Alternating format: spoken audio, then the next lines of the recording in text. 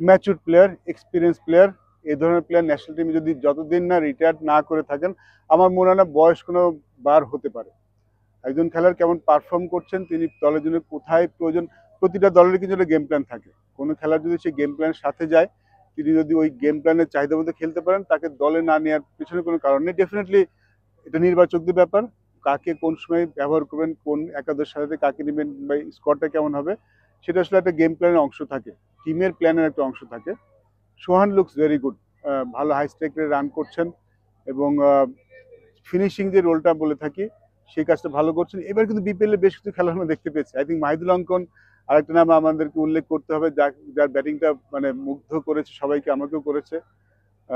জাকের আলী অনেক আমার মনে হয় যে একটু কম ব্যবহৃত হয়েছেন, তাকে একটু আগে ব্যাটিং করলে ভালো হতো।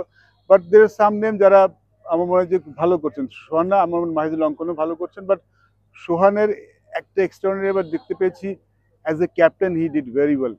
এবং তার যেই বোলিং চেঞ্জটা, দলকে পরিচালনা করার যে ব্যাপারটা, এটা আমাকে খুব মুগ্ধ করেছে। ন্যাশনাল টিমে খেলবেন কিনা খেলবেন পরের কথা, বাট যদি খেলার জন্য রেডি তো ডেফিনেটলি রেডি, কিন্তু আর রিটায়ার করেনি দল থেকে। আমার মনে হয় তাকে টেস্ট ম্যাচে নেওয়া হয়েছিল কারণ তার ফার্স্ট ক্লাসের ব্যাটিং দেখে। ওই সিজনের ফার্স্ট ক্লাসে তিনি খুব ভালো ব্যাটিং করেছেন, সেই ব্যাটিং দেখেই নিশ্চয়ই নির্বাচকরা তাকে লাল বলে বলে নিয়েছেন। এই ফরম্যাটে সোহানকে, অঙ্কনকে আমি অনেক আগে থেকে চিনি, বয়সভিত্তিক দল থেকে, হাই পারফরমেন্স দল থেকে অঙ্কনকে আমি চিনি। এই ধরনের ব্যাটিং আসলে ওর কাছ থেকে আমি করে দেখিনি। ওর যে চেঞ্জটা, এটা আমরা দেখতে পেয়েছি এবার বিপিএল খুব ভালোভাবে দেখেছি। আমরা টি-20 ফরম্যাটে খেলার জন্য সে রেডি। এবং শেষে ওর হিটিংটা কিন্তু প্রপার হিটিং, এবং যে শটগুলি খেলছেন, রেঞ্জ অফ শটটাগুলি দেখছি, সেগুলো আসলেই বড় পর্যায়ে খেলার মতোই আসলে দেখা যায়। তো আই থিঙ্ক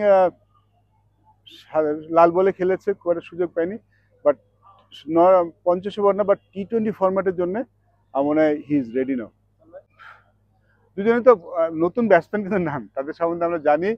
এবং দুজনই ভালো ইনিংস খেলছেন, ইম্প্যাক্টফুল ইনিংস খেলছেন, যেটা খুব ইম্পর্টেন্ট। এবং যে জিনিসটা আমি একটু মেনশন করলাম, যে তাদের দুজনের strike rate is very high. শুধু রান করাটা না, টি-20 ফরম্যাটে রানের সাথে স্ট্রাইক রেটটাই কিন্তু একটা ম্যাচের ভাগ্যটা গড়ে দেয়। এটাও ঠিক যে 120 রানের চেস করতে আপনি স্ট্রাইক রেট বেশি বড় হওয়ার দরকার নেই, কিন্তু এবার লিটনের ব্যাটিংয়ে যে পরিবর্তনটা দেখতে পাচ্ছি, যে ক্রিকেটিং শট খেলছেন এবং সাকসেস হচ্ছেন। আমরা দেখতে পাই লিটনকে ইন পাস দেখেছি, অনেক সময় শট ম্যানুফ্যাকচার করতে আউট হয়ে গেছেন, বাট এখানে কমপ্লিট ব্যাটসম্যান হতে ব্যাটিং করছেন, হুইচ ইজ ভেরি গুড।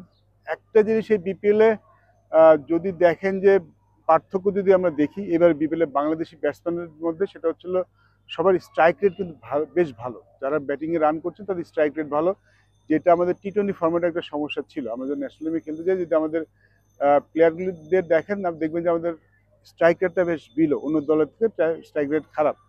কিন্তু এইবার বিপিএল ফরম্যাটে আমরা সবার স্ট্রাইক রেট দেখছি অনেক ভালো, অনেক টি-20 ফরম্যাটে যেমন স্ট্রাইক রেট হয়, ঠিক তেমন স্ট্রাইক রেট নিয়ে সবাই ভালো করছেন, which is a good sign for Bangladesh cricket.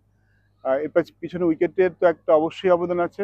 আমার মনে হয় গ্রাউন্ডসম্যানদের একটা ধন্যবাদ জানানো যেতেই পারে, বিকজ এত লম্বা একটা টুর্নামেন্ট কন্টিনিউয়াসলি খেলা হচ্ছে, এই অবস্থায় ভালো উইকেট প্রডিউস করছেন তারা। আমার মনে হয় 85% ম্যাচের উইকেট খুব ভালো ছিল।